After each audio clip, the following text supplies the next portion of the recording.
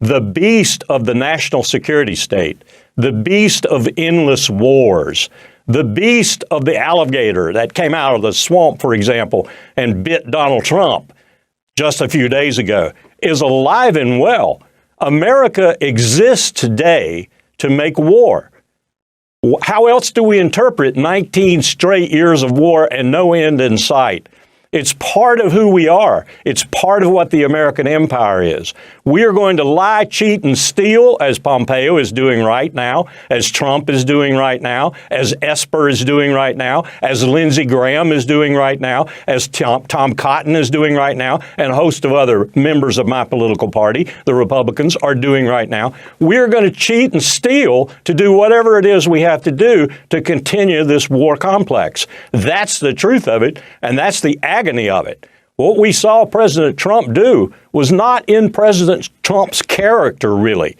Those boys and girls who were getting on those planes at Fort Bragg to augment forces in Iraq, if you look at their faces, and even more importantly, if you look at the faces of the families assembled along the line that they were traversing to get onto the airplanes, you saw a lot of Donald Trump's base. That base voted for Donald Trump because he promised to end these endless wars. He promised to drain the swamp. Well, as I said, an alligator from that swamp jumped out and bit him.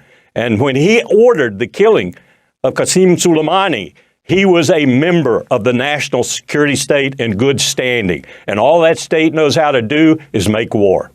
I want to turn to President Trump. We took action last night to stop a war. We did not take action to start a war. George W. Bush had the opportunity to assassinate Soleimani. President Obama had the opportunity to assassinate Soleimani. They didn't. Trump did. And you had dealings with Soleimani. You were just explaining in part one of our discussion what he did in Afghanistan and how Vice President Pence was lying when he talked about him being involved in the 9/11 attacks. Here you have one of the most egregious things of what we did, and one of the biggest reasons that neither of the two previous presidents decided to do what Donald Trump did. We have just, as we did with torture from 2002 to 2007, 2008, as we substantiated for the world that torture was okay, we have now okayed the killing of recognized members of other states' government. That's what Soleimani was. No matter how heinous we may paint him, he was a member of an established state's government, and we assassinated him. That is a very dangerous precedent to have set. You may have heard the members of the Russian Duma, Vladimir Putin himself, and others in Russia talking about this dangerous precedent. Had it been the Israelis who did this, Amy, they would have done it and sent flowers to Tehran. It would have been completely covert. There would have been no boasting, no public thumping of the chest and so forth. That's the narcissist in the White House that caused that to happen. But even if you were doing it that way, you would have to think about this consideration that eventually it would become public that you had done it, and you, by doing it, had sanctioned the killing of other state actors. Now, what we're looking at here, for example, let's just put the shoe on the other foot. We're looking at someone coming in to Washington and assassinating one of our leaders, whether it be a congressman or a member of the executive branch or someone else. We have just sanctioned that. We have become the law of the jungle rather than, as we have been since 1945, the greatest supporter of international law and the rule of law in general across the face of the globe. With torture and with killing other state recognized individuals of their government, we have become the tiger, the lion, the bear, the alligator in that jungle. It's not a very good precedent to have set, as the Russians indicated. The Chinese have said similar things. It's a terrible precedent to have set. Can you elaborate on what Soleimani did back when you were in the Bush administration? You were working with him. And one of the groups that helped us the most, as you might imagine, were the Iranians, because the Iranians looked at the Taliban as their enemy, too. You may recall that the Taliban had killed some Iranian diplomats and others in the months prior. So the Iranians were all for our eliminating the Taliban as the legitimate government of Afghanistan, and so pitched in to help. As I said, once President Bush had given his speech about the axis of evil and included Iran in that, their desire to help was not quite as ardent as it was before, but they nonetheless, realizing, as Iran almost always does, I hate these people who say they're irrational. They're far more rational than we are. Let me say that again. The leadership in Tehran is far more rational than the leadership in Washington. So they decided they would continue to help us because, after all, the enemy of my enemy, all that old good business about the enemy of my enemy is my friend. And they did, in fact, continue to help us all the way through the Bonn Conference. And Soleimani was part of that at the time. You just said Esper, Pence, Pompeo, Trump.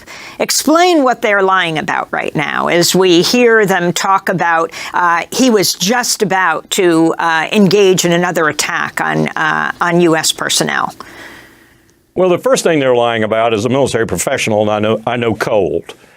No general, especially not one at the level that Soleimani was operating, no general reaches out and kills someone. Nor does he reach out to a team and say kill someone, nor does he reach out to a squad or a platoon or a company and say kill someone. He gives orders at the top, sets strategic purposes and principles and general guidelines. And he boosts morale, and he travels around, and he talks to the teams, and so exactly what Soleimani was so good at. So to say that Soleimani himself personally was an imminent threat is, as I said before, laughable. And the fact that Esper and Pompeo, who have some manner of expertise in military affairs, are saying these things, makes them even more egregious liars than otherwise. If John Kerry got up there and said something like that, or if Warren Christopher got up there and said something like that, Kerry, even with his Vietnam experience, you could give them a little bit of leeway. But these guys are supposed to be experts in the very fields that they're talking about. They're anything but experts. They are warmongers. They are warmongers par excellence.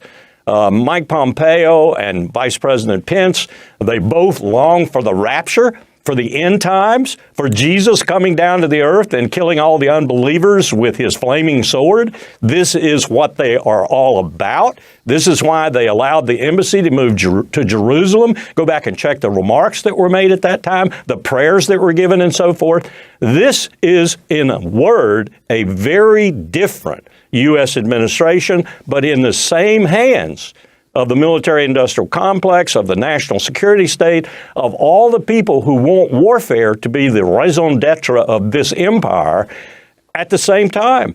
So you're looking at an incompetent leadership coupled with a leadership that's ruthless and brutal and knows where it wants to go. And with Iran, it's regime change, period. And if they have to go to war, that's what they want. And now they've got it to the point where it's going to be extremely difficult. I'd put the chances at 50-50 for us to extricate ourselves from this march to war. And this war will put Iraq to shame in terms of its consequences in blood and treasure.